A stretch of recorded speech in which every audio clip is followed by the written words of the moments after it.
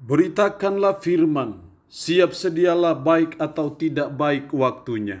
Shalom, puji Tuhan. Saya percaya berkat pertolongan Tuhan, kemurahan Tuhan saja kita boleh ada lagi dalam renungan harian di hari ini. Saya percaya mendengar firman, membaca firman, belajar firman merupakan sesuatu yang sangat penting karena firman itu sangat bermanfaat bagi pertumbuhan iman ataupun rohani kita.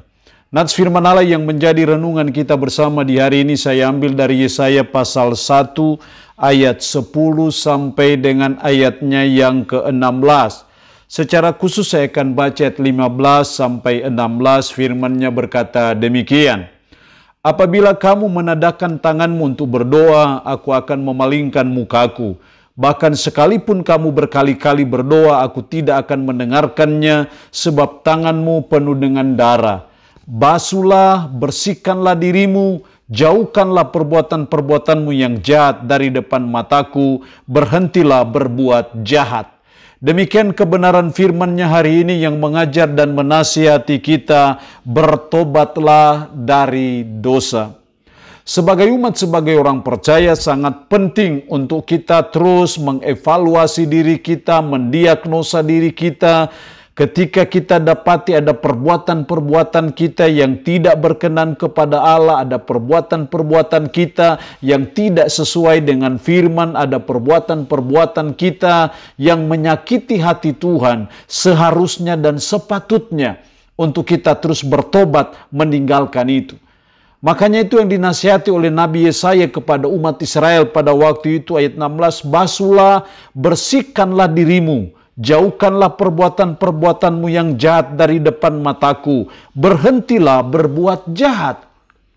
Yang intinya mengajar dan menasihati umat pada waktu itu, termasuk saudara dan saya, betapa pentingnya, betapa harusnya untuk kita bertobat dari dosa. Kenapa kita harus perlu bertobat dari dosa? Kenapa bertobat dari dosa itu sesuatu yang sangat penting? Saya menemukan dalam nats ini setidaknya ada 3 alasan kenapa kita harus bertobat dari dosa. Ayat 11, untuk apa itu korbanmu yang banyak-banyak? Firman Tuhan, aku sudah jemu akan korban-korban bakaran berupa domba jantan dan akan lemak dari anak lembu gemukan, darah lembu jantan dan domba-domba dan kambing jantan tidak kusukai. Kenapa Tuhan tidak menyukai persembahan umat pada waktu itu? Karena mereka berbuat kejahatan, tidak bertobat dari dosa.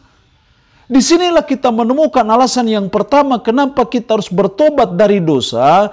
Karena kalau tidak bertobat, maka persembahan kita tidak berkenan kepada Tuhan. Untuk apa itu korbanmu yang banyak-banyak? Untuk apa persembahanmu yang banyak-banyak itu? Kalau persembahan itu tidak disertai dengan pertobatan.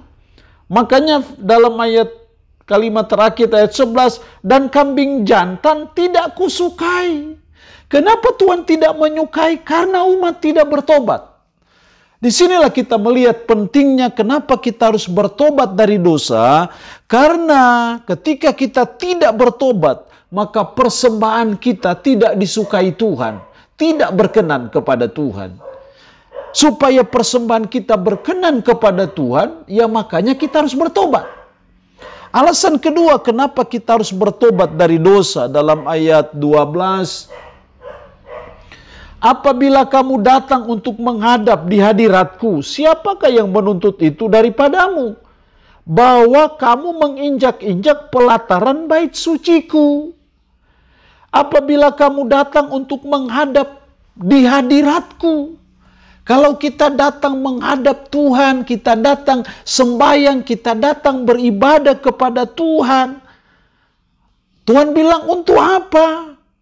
Karena kamu menginjak-injak pelataran bait suciku. Dengan kata lain, mereka umat tidak bertobat dari dosa. Jadi hal yang kedua kenapa kita harus bertobat dari dosa? Karena tanpa bertobat, maka ibadah kita sia-sia. Kita datang menghadap di hadirat Tuhan, siapa yang nuntut? bahwa kamu menginjak-injak pelataran bait suciku karena umat tidak bertobat. Tapi ketika umat bertobat, pasti Tuhan berkenan, pasti Tuhan senang. Kalau kita datang menghadap di hadiratnya, kita datang sembahyang, kita datang beribadah, pasti Tuhan senang. Karena apa? Kita bertobat. Tanpa pertobatan, ibadah kita tidak berkenan kepada Tuhan. Alasan ketiga kenapa kita harus bertobat dari dosa kita.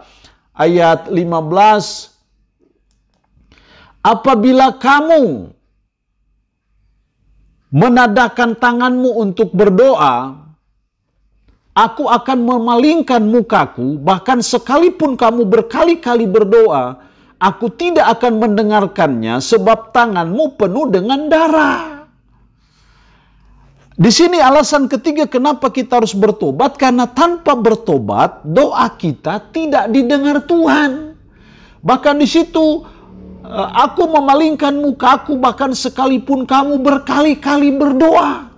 Kamu terus-menerus berdoa, Tuhan memalingkan muka.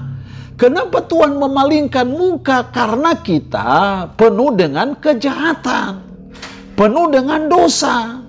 Jadi tanpa pertobatan, doa kita tidak mungkin dijawab Tuhan. Berkali-kali pun kita berdoa, Tuhan tidak akan mendengar, Tuhan akan memalingkan muka. Karena apa? Kita tanpa ada pertobatan. Tapi saya percaya ketika kita datang berdoa dengan penuh penyesalan akan dosa kita, kita bertobat dari dosa kita, pasti Tuhan mendengar doa kita. Tapi kalau tidak berdoa, mau berkali-kali berdoa pun, kalau kita tidak bertobat, kita berkali-kali berdoa pun, Tuhan akan memalingkan muka, Tuhan tidak akan mendengar doa kita. Itulah pentingnya kenapa kita harus bertobat dari dosa, karena tanpa pertobatan doa kita tidak didengar Tuhan.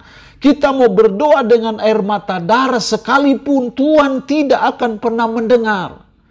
Tapi saya percaya ketika kita datang dengan pertobatan, maka saya percaya doa kita pasti didengar ataupun dijawab oleh Tuhan. Allah yang punya firman ini memberkati kita dengan firman-Nya di hari ini. Amin. Mari kita berdoa. Puji syukur untuk kebenaran firman-Mu hari ini yang mengajar dan menasihati kami sebagai umat, sebagai orang percaya untuk kami bertobat dari dosa.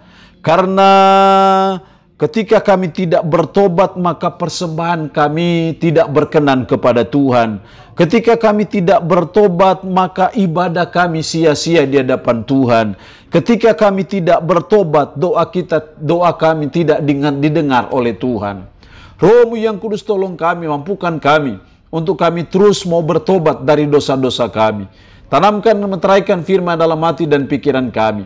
Dan mohon berkat bagi umat-Mu yang mendengarkan renungan harian di hari ini. Diberkatilah mereka ya Allah, yang sakit tambah berdoa dalam nama Yesus. Tuhan lawat, Tuhan jamah, Tuhan sembuhkan dari sakit penyakit yang diderita.